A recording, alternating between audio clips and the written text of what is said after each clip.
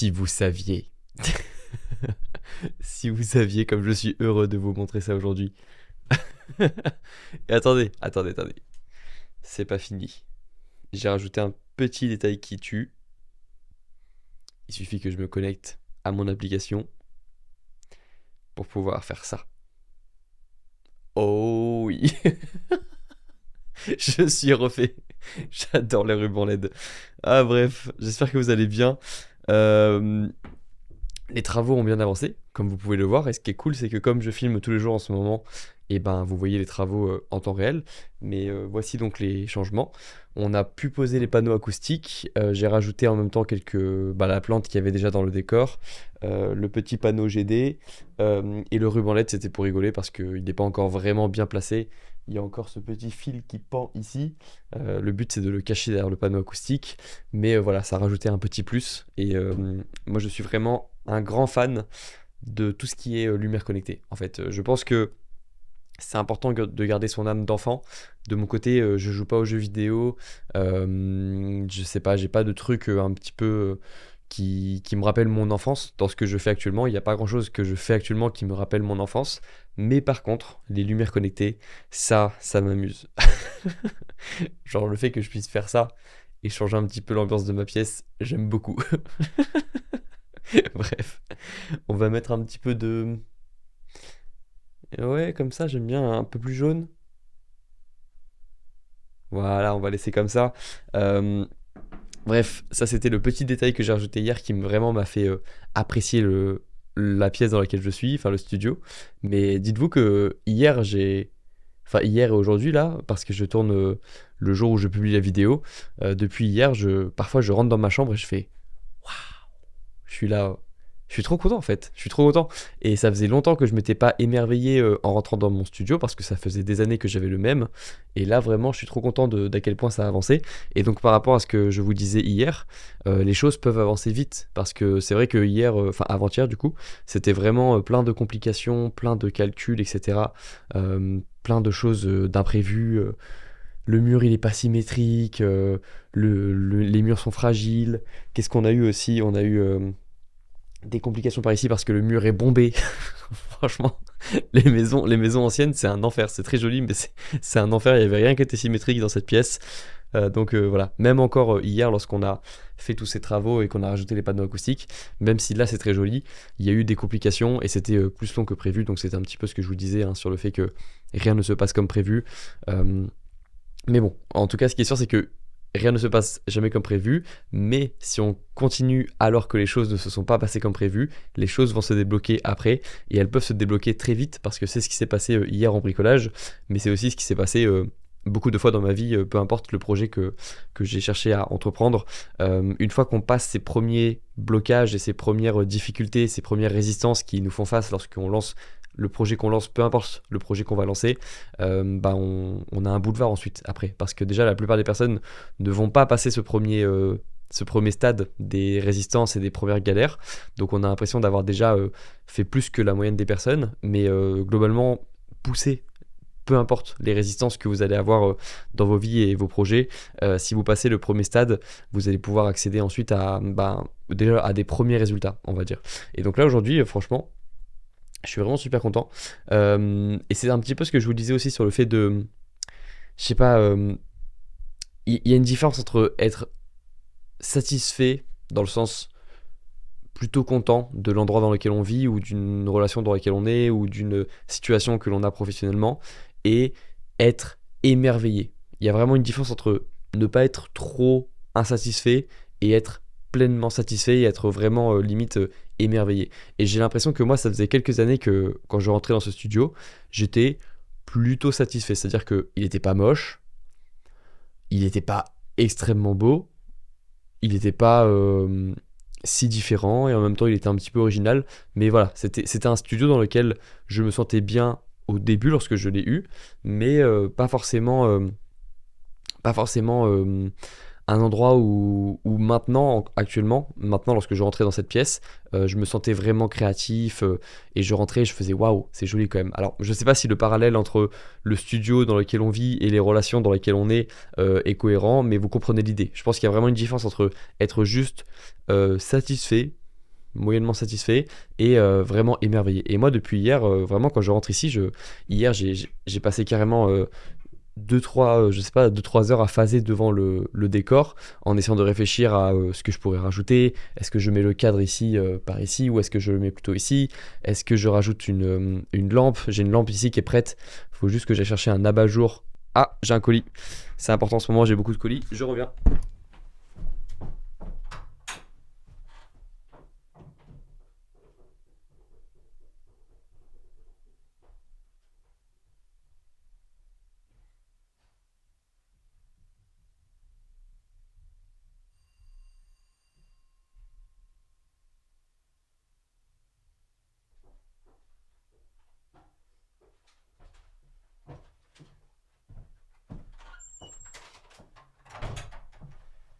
Ok. Oui, donc, j'ai pas précisé, mais je reçois beaucoup de colis en ce moment pour finir le studio, donc c'est normal si de temps en temps ça sonne. Là, il me semble que c'est, on va l'unboxer.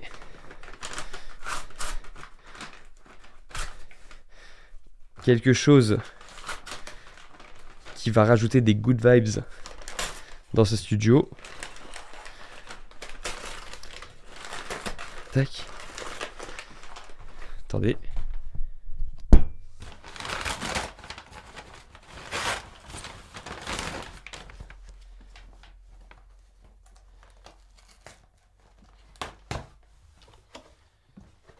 Tac.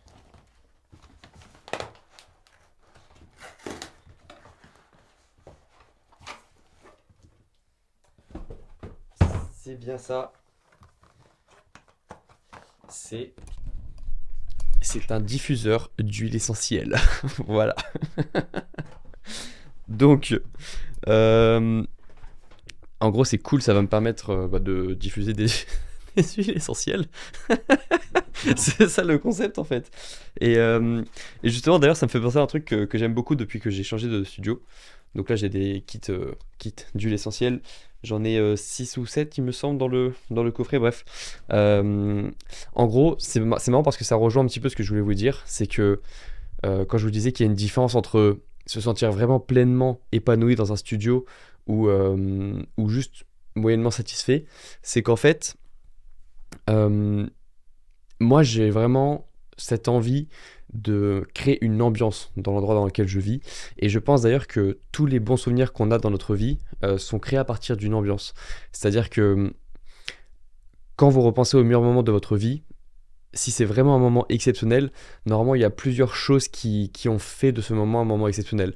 Parfois c'est quelque chose, c'est une odeur à laquelle on pense, c'est un paysage ou c'est une personne avec qui on était, un endroit, une, une ambiance qui est au sens 3D, au sens de, il y avait plus qu'un paysage, il y avait plus qu'une personne, c'était vraiment une ambiance avec un ensemble de choses, une musique, une petite musique d'ambiance, des personnes, le fait que tout le monde soit heureux, le fait que tout le monde ait l'impression de contribuer à la soirée, bref, c'est souvent un ensemble de choses, et moi ce que j'aime bien faire dans les endroits dans lesquels je vis, c'est de vraiment créer une ambiance. Et par exemple, je sais que c'est tout bête, mais depuis que j'ai mis des panneaux acoustiques chez moi, il y a une odeur en bois que j'adore dans ce studio qu'il n'y avait pas avant, parce que j'ai un bureau en bois, mais c'était pas suffisant pour vraiment mettre cette ambiance-là bois dans la pièce. Mais là, depuis que j'ai rajouté ça hier, j'ai l'impression que je suis à nature et découverte lorsque je rentre, ou que je... Non, c'est pas nature et découverte, c'est Monsieur Bricolage. J'ai l'impression que je rentre dans un magasin de bricolage, et moi j'aime bien cette odeur-là. J'aime beaucoup cette odeur de bois. D'ailleurs, il me semble que dans le coffret d'huile essentielle, doit y avoir une odeur sapin ou quelque chose comme ça. Eucalyptus, arbre à thé, lavande, orange, menthe poivrée et citron. Donc non, il n'y a pas. Il n'y a pas, mais je sais que c'est une odeur d'huile essentielle de euh, sapin. Et moi, j'adore l'odeur des sapins, ça me rappelle trop de bons souvenirs. Donc, donc ouais, C'est vraiment un truc en plus que j'ai dans mon studio depuis hier, en dehors de l'aspect esthétique. C'est cette odeur qu'il y a lorsque je rentre. Et je sais pas, j'aime trop ça. Plus le fait que j'ai des vraies plantes maintenant et pas des plantes artificielles, ça rajoute vraiment quelque chose, je trouve, au studio. Et je sais pas, juste je m'y sens trop bien. Donc c'est vraiment ça aussi que je me suis dit hier, c'est j'adore l'ambiance dans laquelle je suis. Et je vais essayer du coup d'en faire un cocon créatif. Et je sais que je vais m'y habituer, comme tout en fait, parce que si on... La différence aussi entre quelqu'un qui adore un studio et quelqu'un qui se lasse d'un studio, c'est juste parfois le temps qui passe. Le studio en soi, il n'a pas changé, c'est juste que le temps est passé. Et je sais que moi, par exemple, le studio que j'avais avant, il était très beau au début, je le trouvais très beau, très cool. Mais maintenant, il correspondait plus trop à mon âge déjà, mon âge, à qui j'étais, parce qu'en fait, la toile bleue qu'il y avait avant, c'est bête, mais ça faisait très adolescent, je trouve. C'était la même chambre que j'avais depuis que j'étais adolescent. Je l'ai beaucoup vu, et je trouve que le bleu, on s'en lasse plus que du blanc ou du noir ou du bois, des couleurs un petit peu plus adultes, un petit peu plus classiques. Qui tape moins à l'œil. Et je sais que ouais, il y avait vraiment un décalage maintenant entre le studio dans lequel j'étais et la personne que j'étais. Et je trouve que c'est cool aussi de faire évoluer son environnement en même temps que nous on évolue mentalement. Et j'avais l'impression que moi j'avais évolué mentalement, mais que mon studio il était resté au même niveau. Donc je trouve ça cool de changer son environnement, surtout lorsqu'on y passe beaucoup de temps. En fait, c'est aussi pour ça que je parle beaucoup du studio en ce moment. C'est parce que je vous ai dit, il n'y a pas beaucoup de possessions matérielles qui pourraient me rendre heureux actuellement, parce que je sais que si j'améliore tous les objets matériels que j'ai actuellement, comme l'ordinateur, la montre, la voiture, le matos, etc., ça m'apportera un peu de bonheur en plus les premières semaines. Mais là, il y avait la sensation que j'ai ressentie quand j'ai revu ce studio et que j'ai fait, même ce matin en me levant et que je suis rentré dans la pièce et j'ai fait, ah, c'est vrai que c'est beau quand même. Il n'y a pas, il y a aucun autre objet matériel qui pourrait m'apporter un niveau de bonheur à ce point, en fait. Il n'y a aucun autre objet matériel qui aurait pu me faire me lever avec le sourire ce matin que le studio, en fait. Et je sais pas pourquoi j'avais autant délaissé ça, parce que depuis quelques années, Enfin si, je sais. Et on va en parler d'ailleurs, mais... Je sais pas pourquoi j'ai beaucoup investi dans le matériel ces dernières années. J'ai fait en sorte d'avoir le meilleur matériel audiovisuel, mais à chaque fois qu'on parlait de studio, j'y pensais pas trop, ou ça me venait.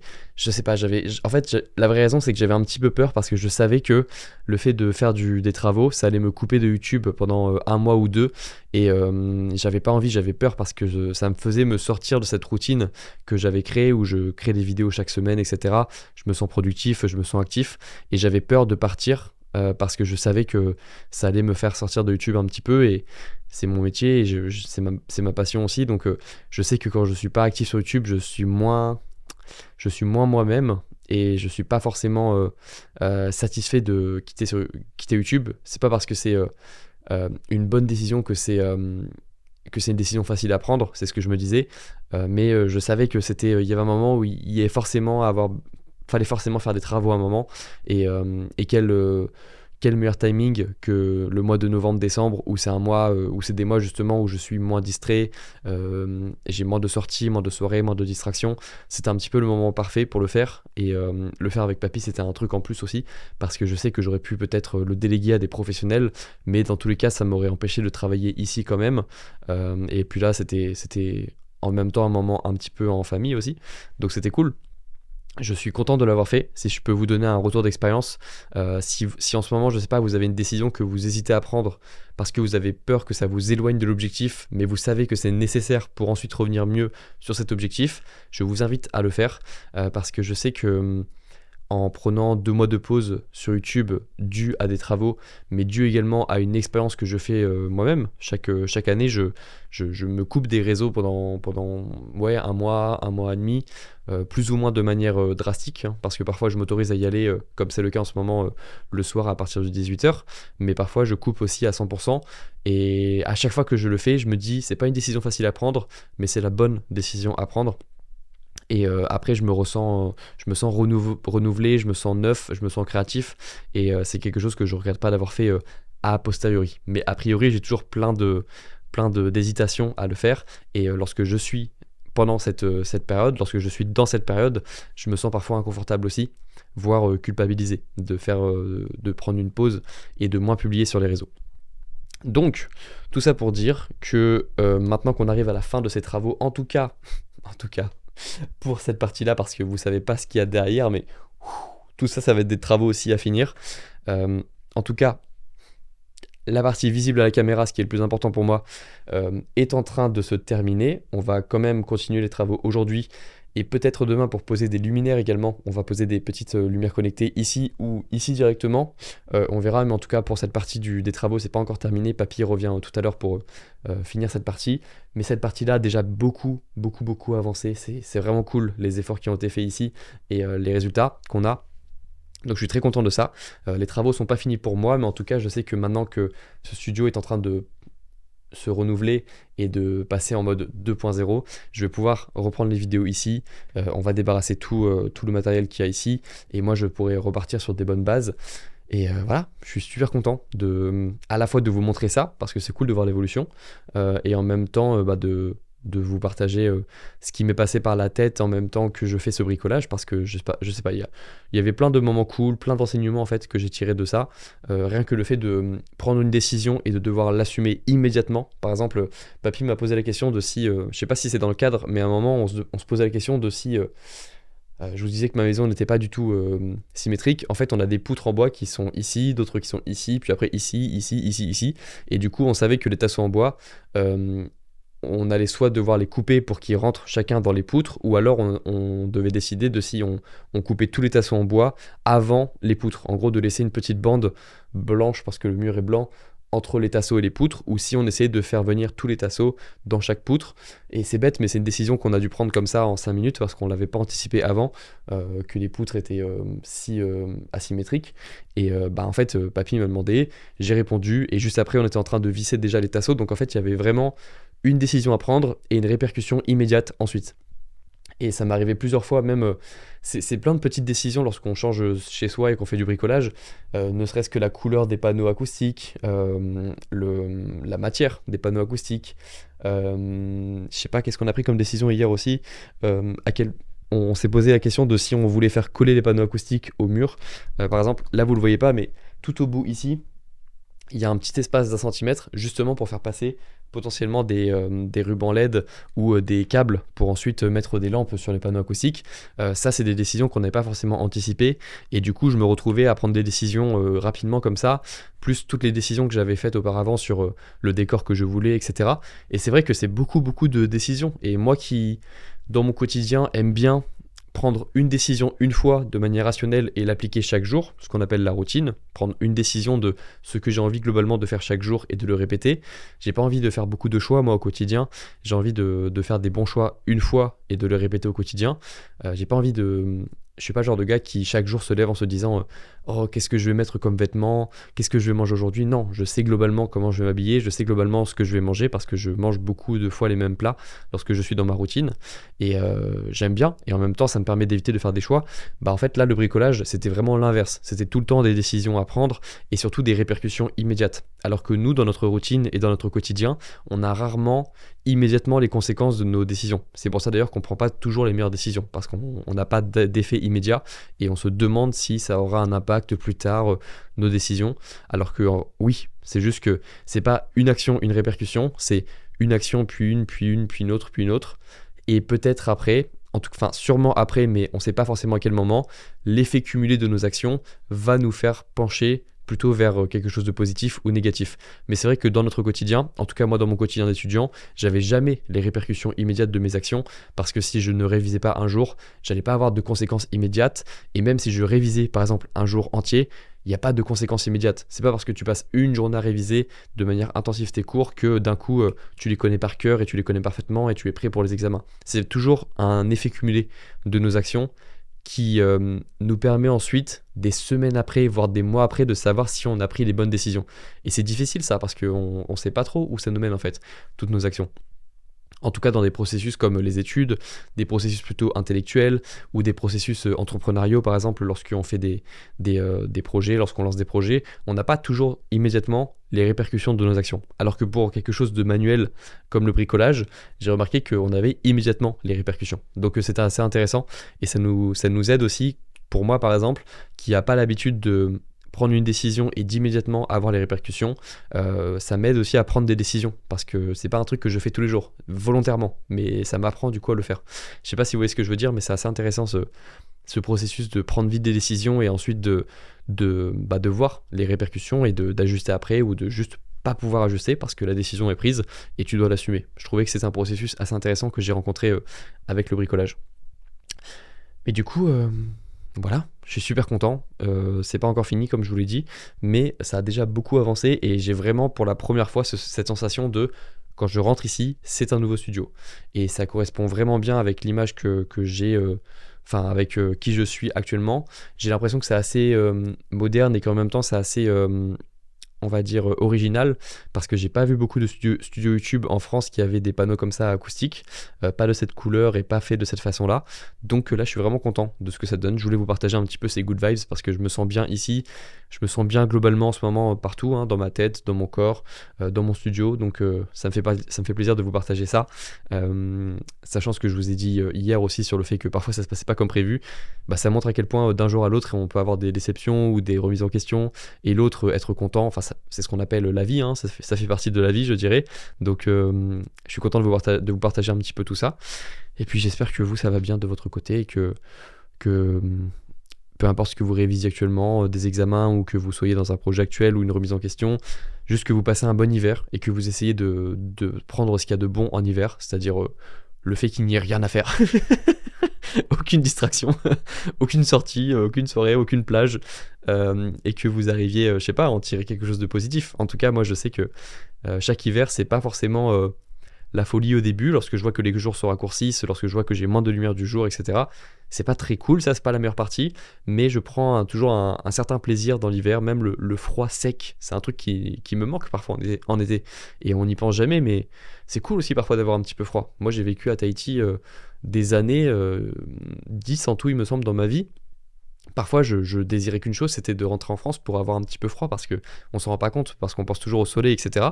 Mais quand on vit tout le temps au soleil, on a envie de fraîcheur aussi, et c'est beaucoup mieux pour travailler, pour réfléchir, pour être concentré sur des projets.